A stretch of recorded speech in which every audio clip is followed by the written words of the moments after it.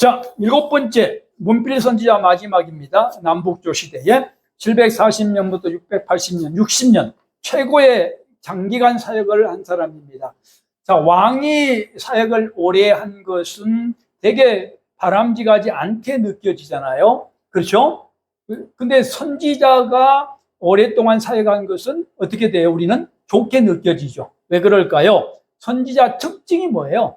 희생과 헌신이죠. 물론 뭐 정치가도 그래야 되겠지만 정치가는 권력을 쥐고 있는 사람이기 때문에 단기간이죠. 그래서 되게 임기가 있어요. 근데 선지자는 임기가 없잖아요. 그렇죠? 임기가. 오늘날도 지금 우리 합동 측에서는 목사님들 임기가 은퇴가 있습니다만 원래 은퇴가 없는 거죠. 사실은 선지자가 무슨 은퇴가 있겠어요. 그렇죠? 은퇴를 할 수밖에 없었던 것은 하나의 뭐 때문에 젊은 사람들을 좀 키우자는 입장에서 했는데 지금 그것이 발목을 잡고 있죠. 젊은 목사들이 안 와버려요. 안 와보니까 지금 교회가 후임자를 세우지 못하는 웃지 못할 일이 벌어지고 있는 거죠. 정말 참 어떻게 보면은 인간적인 그런 그 제도였을 텐데 뭐 법이 그러니까 따를 수밖에 없지만 그런 겁니다. 어떤 이사야는 60년을 하나님 사역을 하다가 간 사람이죠. 어떻게 보면 성경 전체에서 예언서 중에 가장 깊고 풍부한 메시지를 담고 있다. 굉장히 엘릭스라는 거죠. 우리는 어떻게 알고 있어요? 왕족이거나 왕족과 관련된 사람이라는 거죠. 왕족이기 때문에 선지자로 부른 것이 아니라 필요하기 때문에 이런 깊은 지식, 깊은 정치적인 역량, 사회적인, 경제적인 역량, 많은 경험과 공부를 많이 한 사람이 필요하잖아요. 우리들 중에서도 어떨 때는. 그래서 그 사람을 이사야로 선택했다. 하나님이 불렀다는 거예요. 하나님 방법이 참 신기하지 않습니까? 우리 목회자도 그러잖아요. 어떤 사람 목회자들도 대학도 안 나온 사람도 있고, 어떤 사람은 박사를 받은 사람도 있고, 학교도 어떻게 사람은 지방대학 나온 사람도 있고, 어떤 사람은 무슨 좋은 대학 나온 사람도 있고, 차이가 있잖아요. 이거는 단계가 아니고 높낮이가 아니라 사역의 필요에 따라서 그렇게 부르신 거다는 거죠. 그 중에 이제 고위층을 부른 것이 이사야다.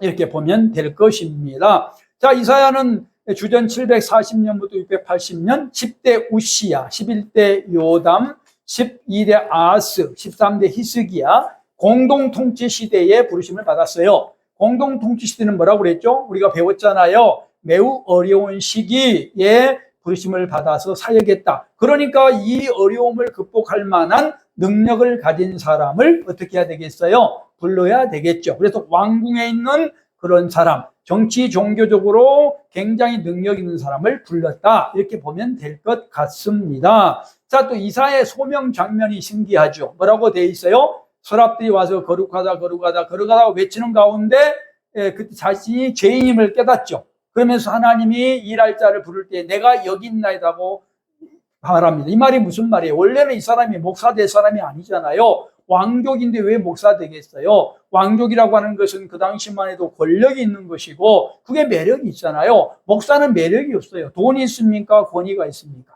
요즘에 목사님들은 뭐가 있어요? 예? 잘해야 본전이고 그렇잖아요. 돈을 줍니까? 뭐 권력을 줍니까? 저도 목사 지금 담임 목사 20년 해봤지만은 제가 반짝 얼마 가는 사례비를 좀 제대로 받을 때가 있었어요. 그렇지만 헌금이 대부분이잖아요. 목사들은 사례 받아도 헌금 다 한다고요. 거의 대부분.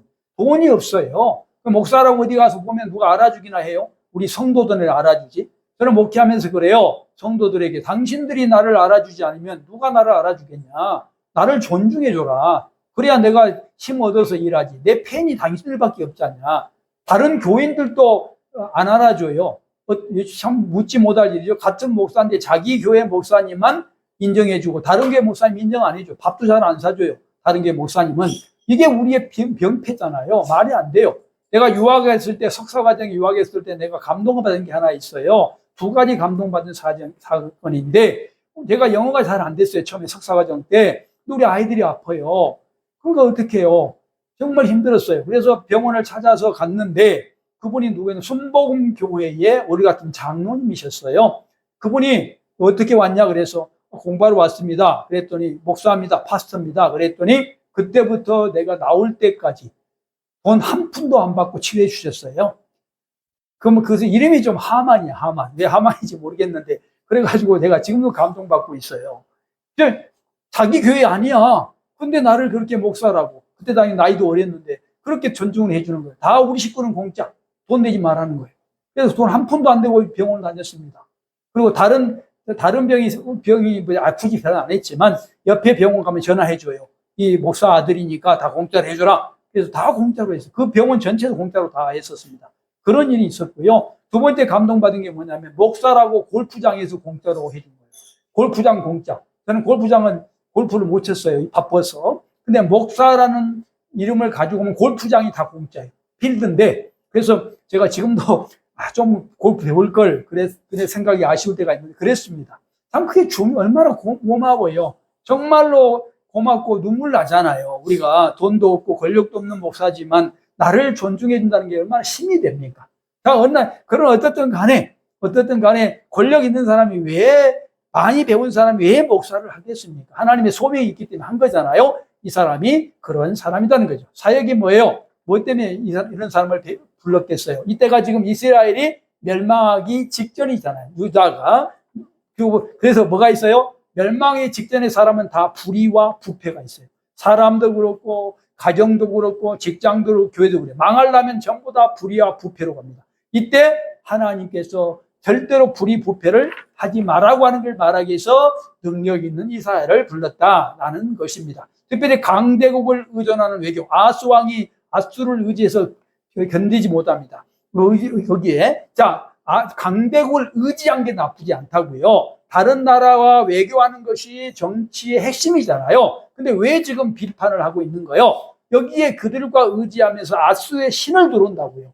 신정국가의 정체는 그러면 안 된 거죠. 본질이 바뀌어버리면 안 되잖아요. 내가 어디를 가더라도 본질은 안 바꿔야 되죠. 그 본질이 바뀌면 해서는 안 되는 거죠. 내가 직장 생활을 하는데 예를 들면 불의를 해야 되는 거예요. 해서는 안 되는 거잖아요. 직장 생활이 나쁜 게 아니고 믿지 않은 사람 회사에 가는 게 나쁜 게 아니고 하나님을 모르는 불교인의 회장이 있는 곳에 회사에 가는 게 나쁜 게 아니란 말이에요. 우리가 이상하게 그런 쪽에 민감한 쪽이 있어요. 나쁘지 않아. 이왕이면 기독교인이 좋겠지요. 그건 나쁘지 않지만 중요한 것은 거기 가서 불교인이 운영하는 회사에 가서 불교인이 돼버리면 안 되잖아요. 지금 이걸 말하고 있는 거예요. 외교에 잘못된 것을 비판한 것은 이런 말인 거죠. 이사야는 메시아를 예언합니다. 처녀가 잉태하여 아들을 낳을 것이라. 이 말이죠. 기묘자라 못살아 전능하신 하나님이라 이세 줄기에서 한 싹이 나와 공의로 나라를 다스릴 것이라. 신약에 나와 있잖아요. 신약을 이들에서 예수님의 출생과 예수님의 탄생을 해석합니다. 옳습니다. 신의 원리에 의해서. 그러나 이 이사야가 이거를 알 수 있겠지만 그러나 이거를 신약으로 바로 1차적으로 해석해서는 안 된다는 거예요. 구약에서 1차적인 해석도 필요하다. 이게 예언서예요. 이스라엘이 멸망하고 유다가 멸망하니 이러한 사람이 지도자가 나온다는 것도 있었을 걸 찾아봐야 될 것이고 가장 중요한 메시지는 정확하게 이대로 예수님이 오셔요. 주전 4년에. 그렇죠? 정확히 오십니다. 이 말을 하신 이유가 알고 보니 예수님을 위해서 말한 것이죠. 이거는 옳다는 거예요. 제가 틀렸다는 것이 아니라. 그러나 이사야 당시에 이 당시에 740년부터 680년까지 사회갈 이사야 당시의 메시지가 뭔가 하는 것도 굉장히 중요하다. 특별히 바벨론에게 멸망할 즈음에 이 메시지를 줬기 때문에 우리가 한번 생각해 볼 필요가 있다는 것이죠. 고난의 종 이야기도 합니다. 그 다음에 그래서 고난의 종이란 말을 예수님이 쓰시고 십자가 사건과 연결되어 있고요. 새하늘과 새 땅, 새하늘과 새 땅이 어디에서 나와요? 요한계시록 종말론에 나오잖아요. 그래서 새하늘과 새 땅의 소망 메시지도 이사야서에서 나온 거다. 이것을 신약에 그대로 쓰고 있는 것이고 신약 시대에 이루어진 것이다. 여러분 문필선자를 끝냅니다. 이거 남북조 시대에 끝내는데 끝내기 전에 한마디 더 드리고 싶은 것은 구약의 예언서가 92% 정도가 구약 시대에 그대로 이루어집니다. 8%가 신약 시대에 넘어오고요. 신약 시대에 예수님이 오시고 그것이 구약의 예언서와 재연결이 됩니다. 그리고 안 된 게 하나 있어요. 예수님의 재림이 이루어지지 않았죠. 그것이 요한계시록이라고 하는 한 권 책에 예수님의 재림을 통해서 예언함으로 신약에 와서 재림이 되면 100% 예언이 이루어지도록 그렇게 되어 있는 것입니다. 구약의 예언서를 무조건 신약으로 연결하는 것은 구약을 무시하는 것이고 성경을 바꾸는 처사예요. 예언서는 722년 멸망, 580년 멸망을 기준으로 설명하고 있는 겁니다. 불법을 행하면 이렇게 멸망한다는 것을 말하기 위해서 예언서 17권이 쓰여진 것이고요. 남북조 시대 7권도 그런 입장에서 기록했다. 제 말을 알아들으셨기를 간절히 바라고요. 그래야 예언서가 바로 해석되는 것이고 목회자다운 거예요. 목회자는 성경 해석권이 있는 것이지 성경을 변경권이 없어요. 성경을 함부로 변경하면 안 돼요. 구약은 구약대로, 신약은 신약대로 해석을 해야 되는 것이지 구약을 무시하고 없애버리고 신약으로 바로 와서 안 되는 것이고 그런 것입니다. 물론 신약과 구약은 한 권입니다. 책이 한 권이에요. 한 권이기 때문에 연결되어 있다는 것은 명확하지만 구약의 메시지는 구약의 메시지를 해석해 주는 것 열심히 연구해서 공부해서 정말 머리를 부여잡고 머리가 좋지 않든 좋든 간에 성경을 연구하는 자세가 목회자의 자세다. 이렇게 말씀드리고 1장을 마치겠습니다.